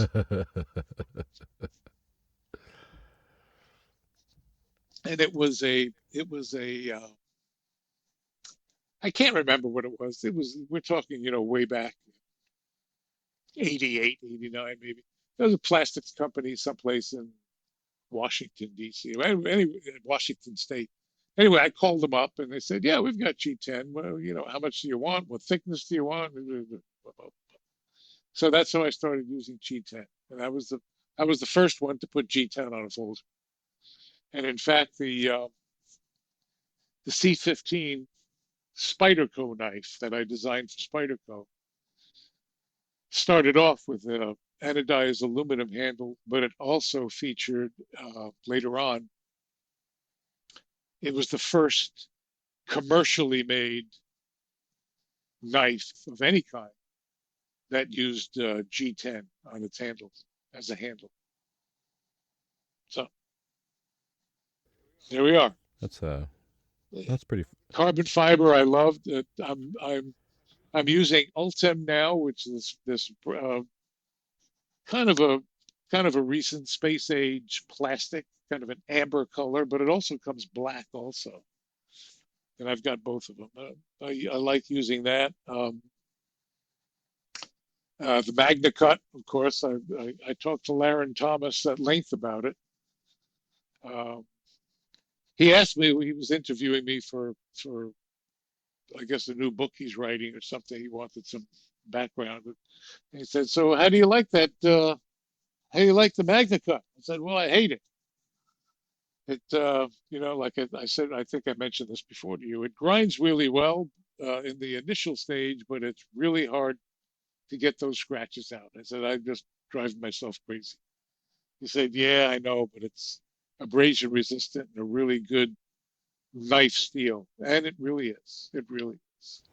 Yeah. I just don't, I don't think I have to like it. Yeah, I actually I had Laren Thomas on a while back after his book was published because I ordered it and I think it was still in transit at the time that I had him on the podcast. But we talked a little bit about the compilation of histories and things like that that you're Hmm. featured in, and him and Devin just real smart people and real kind people too. Um, Oh yeah, I love Devon. I've been buying Damascus from Devon way, way, way, way back when I first met him. I don't even know where it was. It may have been at the Guild show, uh, one of the early Guild shows. I can't remember. But I've always loved his material. Really, really an innovator. yeah, yeah. I When I got into knives, and I'd been making knives for a little while, and then I had a buddy that I worked with whose dad had been a knife maker for 30, almost 40 years at that time. But then he was getting out of it because he had pancreatic cancer previously and managed to survive, but then had some other cancers crop up. And one of the things that I did when I had bought his shop was inherited some Devin Thomas and Mike Norris Damascus, and I don't know that I have the gumption yet to use them. Not that I can't technically, but I just look at them and those billets are in the sea of Damascus that you can buy now that sometimes are not always the best ground or whatever. They really did a very large service to present their Damascus fully ground and trimmed and everything, and they just they're beautiful in and of themselves, just sitting there. And I go out every once in a while and look at them and just like, man, those are really crazy patterns. And then to think of all the work that went into it too. So maybe Well, it's just calling you. It's calling for you. Come and grind me. Come and make me into what I was originally meant to yeah, be. right. Well, kind of on that note, with in regards to Devin Thomas and everything, 2023 was your year for getting inducted into the Cutlery Hall of Fame. So, definitely congratulations on that. Thank you. And in really great company too. You had Steve Schwarzer and Devin Thomas and you all got inducted in the same Uh-huh. year. That's incredible. Yes, two old friends of mine Yeah. Um, from way, way back. yeah. I mean, I you're obviously in this group of just absolute knife legends, like guys like me and people who listen to this podcast use you guys as examples for the way that they deconstruct the knife world and what it is that they want to do in it. But I also in perusing the social media stuff and everything, I've noticed that you've actually had quite a footprint inside of like Hollywood too. Like what is that something that's just happened like by happenstance, or is there like how like I saw you had some stuff from sent to Dennis Hopper and things like that. Like what is that like? How does that come to be? Is it just through word of mouth and whatnot, or is there like a specific thing that springboarded you in being like rubbing elbows with Hollywood? Um, well, I don't have that much experience with them, but Susie. when we were in Albuquerque, Susie worked in the movies. She worked on both television and movie productions. Movies were beginning to to shift from Hollywood out to uh, Albuquerque to New Mexico for all sorts of reasons. But Susie got this work as a costumer, and she was very serious, and she got to know a lot of the directors and the people, and she worked with all sorts of actors. She worked with Kevin Kline and Bruce Dern, uh, and Dennis Hopper. Um, she got she got very close to Dennis Hopper.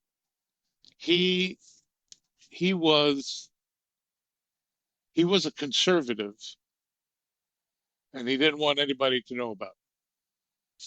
But Susie has kind of a she has an iconoclastic bent to her personality, and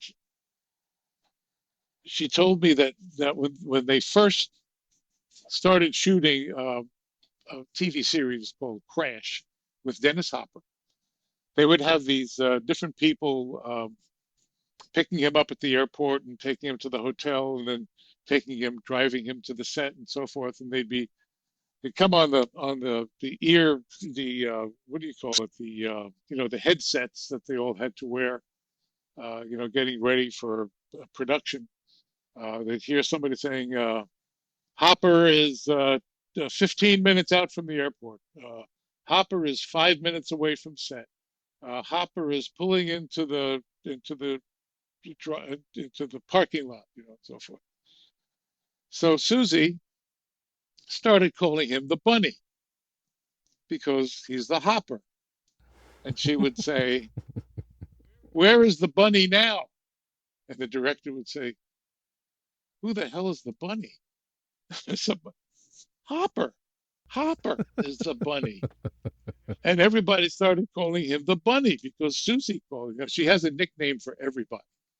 She has a nickname for everybody. Anyway, Dennis just absolutely loved that. So we had him. It turns out that he was quite an artist himself, a photographic artist. He painted. He loved art, loved collecting art. He had quite a collection, and he had several books that he talked about, and I think he wrote a book on paintings and art and so forth. I can't remember exactly, but anyway, he and Susie just got. She was his costume, and she would take care of him and make sure that he had plenty of rest, and um, that he got the bathrobe that fitted him right if he was doing a scene with a bathrobe or something like that. And they really got to know each other well, and he really enjoyed being with Susie. So she would have him over the house. He would come over the house in Albuquerque, and he would hang out with us. And he told her, he said, he told me actually, he said, "You better hang on to her because she's going to be my next ex-wife." I said, "Over my dead body." And he told her, he said, "You shouldn't be in this business." He said, you've got great talent. You got a wonderful house. You got a beautiful home. You got a great husband. You people are so talented and you love each other so much and you're so together. He said, "This type of business will ruin anybody, you know." And he said, "Look, I've had 5 wives." He says, "I know it. I know what I'm talking about." But he would come over the house, and we'd chat and talk. And he was just a really sweet, personable guy. We went up to his memorial. We saw him the last time he was in public up at Taos. Um, and there were some others that, from way, way back, even before I knew Susie, way back when I was in New York shows. Um, David Crosby used to buy my knives. He would come to the shows and he'd buy a knife, and we'd go out to dinner or talk. And he just he just had a great personality. We have a wonderful time together. He was always being pestered by people. Can I have your autograph? Can you do this, do that? I never ever asked anybody for an autograph. Never asked anybody because I know how much of a hassle that can be. They just try to lead private lives. Um, I had Peter Coyote bought a knife from me, and he called me up and thanked me, and he liked it and enjoyed it so much. Um, and there's so many I can't even remember them. There was a number of them. We had, Stephen Stills got to know Susie pretty well because he has an autistic son, and Susie's son was autistic also, and she raised him and trained him and really helped him, normalize and socialize in society. She would communicate with um, Stephen about his son and how to work with him and so forth. But we knew Deepak Chopra. There's all I don't know. They just in this business you just get to know a bunch of people um, you never know who's going to be interested in knives. Um, who was I can't remember who played the Saint on the radio. Can't remember that. Um, anyway, I'm running out of battery here. I'm going to close that. Put that down. Okay. Um, so yeah, it was just I wouldn't say rubbing elbows, but just getting to know some people and find out that they're really nice people, just generally pretty human. Um,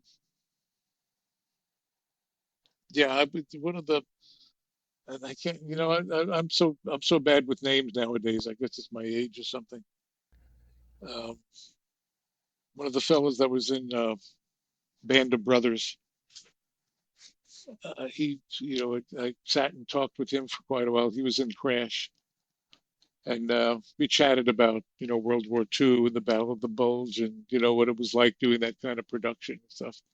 I was always fascinated with movies, so that's about it. Yeah. Yeah. Speaking of Band of Brothers, my my wife and I every once in a while go through these phases of watching old World War II movies and lots of documentaries and stuff. And I have to say, like, I remember my grandfather saying that when Band of Brothers came out, it was very hard, almost impossible for him to watch because of how realistic it felt to him.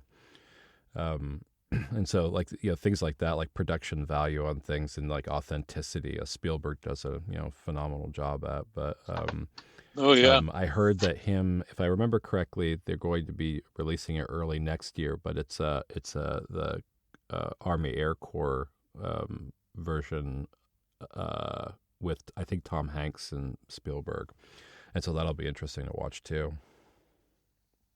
yeah, yeah. I saw the Pacific, which was supposed to be the kind of like the Pacific sequel to Band of Brothers, but I didn't I didn't like it as much as Band of Brothers. Maybe because I had read the book. I knew about Stephen Ambrose. I had seen the museum, the D-Day Museum in Louisiana. Where was it? New Orleans. And I'm really into more of the European war history than I am the Pacific. But they did a beautiful job, and so many people today just don't know, what that generation went through. With my father, your grandfather, Susie's father. Susie's father was in the Battle of the Bulge. He was a tank commander, Yeah, um, and just the kinds of things that they lived through. And of course, they went through the Depression. The Depression generation. They went into World War II. I mean, they really had to put up with a lot and suffered a lot.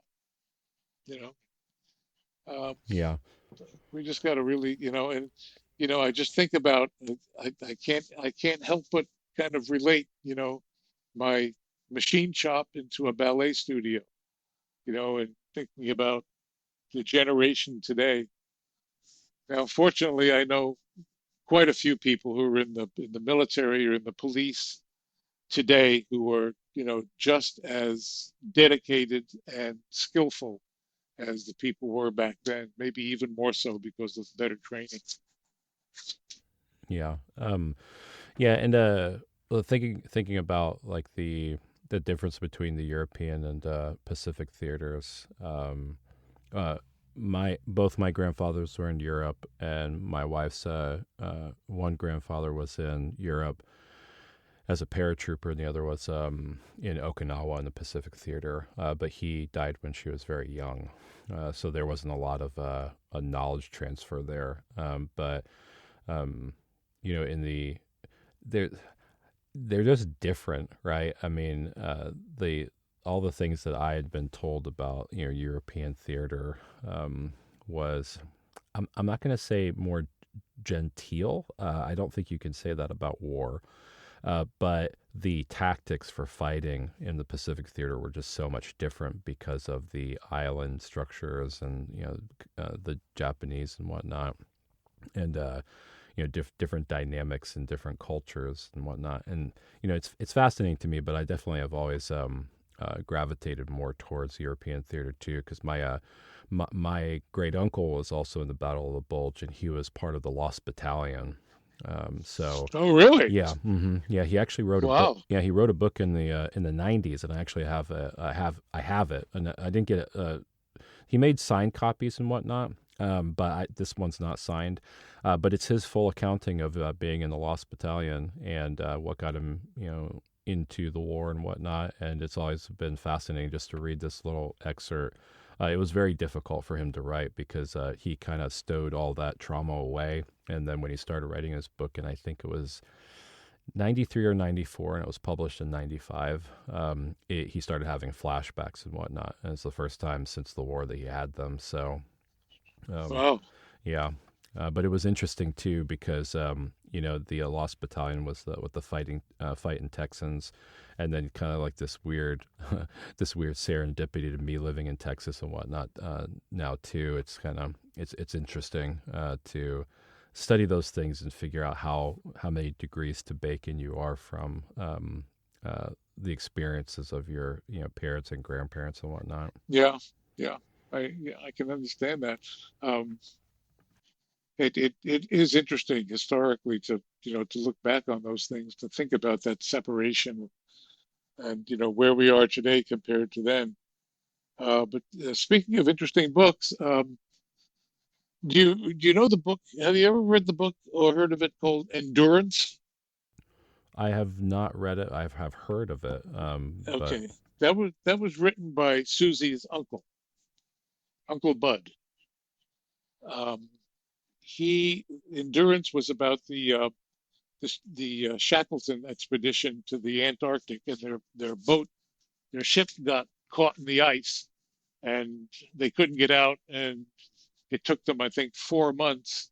And Shackleton saved all of his men. They trekked. They lived on seal blubber for 4 months, and they got on land.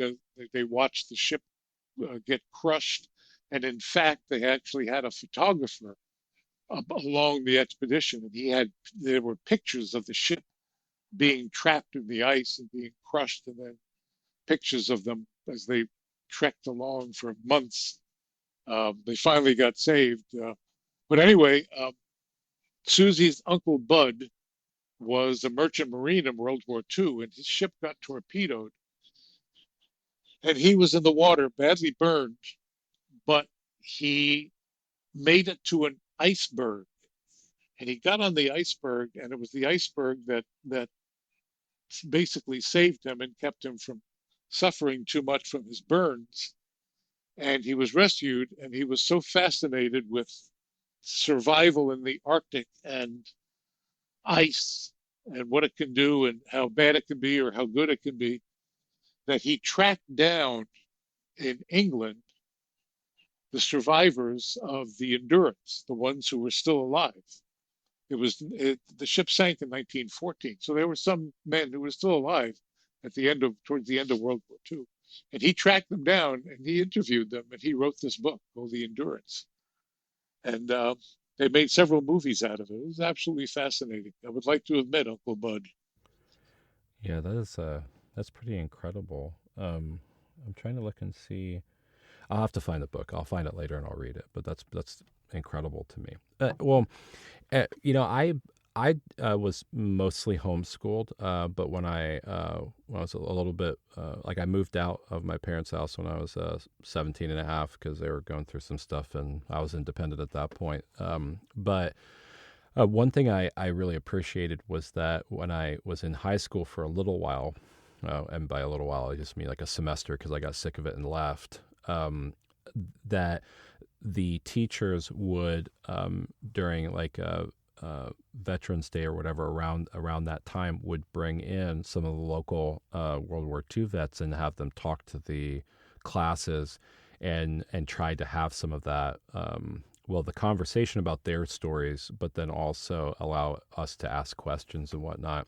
And man, there's a lot of parallels to that and what your father and my grandparents went through and everything, and the tradition of knives. Because again, kind of what I've talked about earlier is that there's lots of knife makers that don't know the origin stories of knives. They don't. I mean, yeah, they can argue that it goes back, as part of history's first edge tools or knives, but in knife making in America and all of the influence since um, well, you know, World War II on with Bo Randall and then Bob Lovelace and your influence in being the creator of the tactical folder materials, things like that. I mean, people really need to know about this stuff, and I think that we are far better as makers holistically if we can get the opportunity to talk to people like you and to understand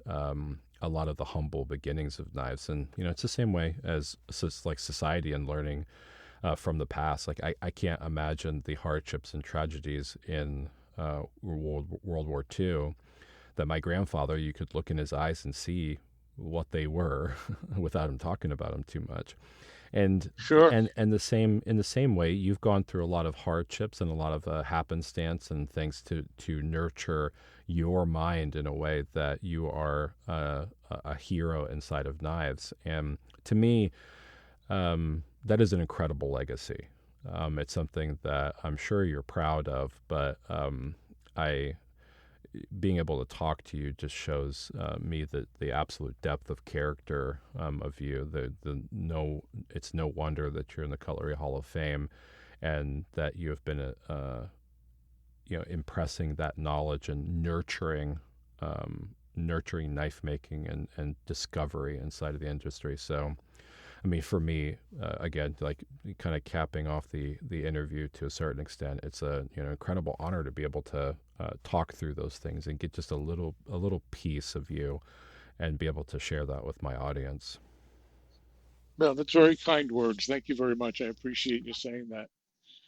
If you're, that I agree with you that, that I'm a history nut and just any kind of history really fascinates me. But for people who are in the knife world, both, the collectors, dealers, people who just like to handle even the makers, I agree that it's something that that needs to be studied and recorded and put down for future generations. And you and people who do this type of podcast or this type of recording um, are helping to maintain a history and a knowledge of what went before and how things came to be.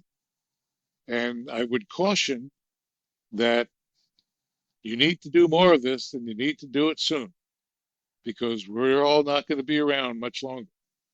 I've lost a lot of friends in the knife industry. Howard Veely, Mel Pardue, Frank Senefani, Carolyn Tinker, um, Jimmy Lyle. It's hard to Bob Lovelace. It's hard to think about all these people who were so alive and vibrant and creative as being part of the world of knife making and inventing things, and now they're gone. You know, and it is important, I think, to record the history and to put it down, and do it soon. Absolutely. Well, and that is some of like, well, that's definitely the reason why I got into doing this. I feel in a lot of ways that I'm just an archivist. Being able to ask questions and things is a personal passion of mine. But the recording and publishing and circulating these things is a passion of historical documentation and archiving. But one thing I will say is that it is very difficult at times when I'm reaching out to makers to kind of, I guess, break the seal on not only podcasting as a technology, but then also being able to talk to some of the old timers, as it were, about things because they feel like they're too old or too irrelevant or whatever. Like, you are actually one of a few people that actually do say yes. Like, to the 10, 12, 15 no's that I get, there are a few yeses. But it's one of the things that I wish in some ways it was easier. Sometimes I have to, strategize around how to make it the easiest possible transition to record and to talk through things. But as long as there are knife makers like you who are willing to talk, there will be people like me around to be able to record it. But I will say that there are some times where I meet with a little bit of resistance for a myriad of reasons. Poor health, poor memory, lack of, thinking there's relevance or self-esteem. It's the entire gambit of what the old guard goes through as you age. But it's a humongous honor for me, and almost a duty, I feel, to be able to do this and to talk to people like you. So, I mean, again, it should almost go without saying, but I can't thank you enough for being able to, talk to me and invest your time. I know that it is valuable with everything that you have going on too. Well, it's always my pleasure. I'm glad to do it. I'm glad to contribute to part of the history, and you've been very kind. Your words have been very flattering, very nice. Thank you very Yes, much. sir. Well, thank you. And any time you want to get on and talk, if I ever get to see you, I don't always go out to Atlanta, but I try to do the Texas Blade Show, and go to it because right down the street from us, really. But I would really like to meet you in person, be able to shake your hand and talk more about those, the things that are knife and not knife related, because you're fascinating to me. I'm sure we could probably talk for more hours and things, but again, I'm sure we could. well, I'll let you get Yeah. back to it, sir, and I really appreciate your Okay. time. Okay. Thank you, Thank Aaron. you. Have a good You day. too, sir. Thank you for listening to another episode of the Good Old Blades podcast. Remember that you are loved, and God bless.